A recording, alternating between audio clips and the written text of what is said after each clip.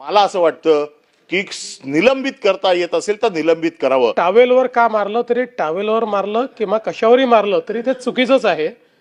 मग एक आमदार निकृष्ट दर्जाचं जेवण दिलं म्हणून कॅन्टीनच्या कर्मचाऱ्याला बनियान आणि लुंगीवरती, अरे आमदाराने कसं राहावं याचे किमान काहीतरी संकेत आहेत की नाही?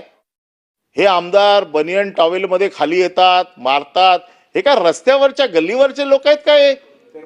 कर्मचाऱ्यांना मारतात. अरे तुमच्या ताकद आहे तर त्या खात्याच्या मंत्र्याच्या मारा ना.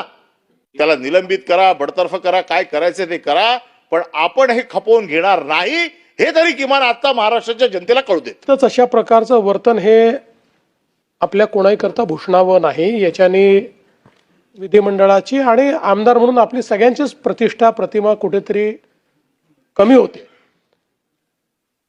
तिथनं माहिती अशी आली की काय आमदार निवासातल्या सोयी नीट नव्हत्या, भाजीला वास होता वगैरे, या सगळ्या गोष्टीची तक्रार करता येते, त्याच्यावर कारवाई केली पाहिजे. तो एक वेगळा मुद्दा आहे. त्याच्यावर मी आपल्याला विनंती करेन की आपण स्वतः लक्ष घालावं. आमदार निवासात जर काही अनियमितता असेल, नाही परब साहेबांचं जरी मत असलं की टावेलवर का मारलं तरी टावेलवर मारलं किंवा कशावरही मारलं तरी ते चुकीचंच आहे.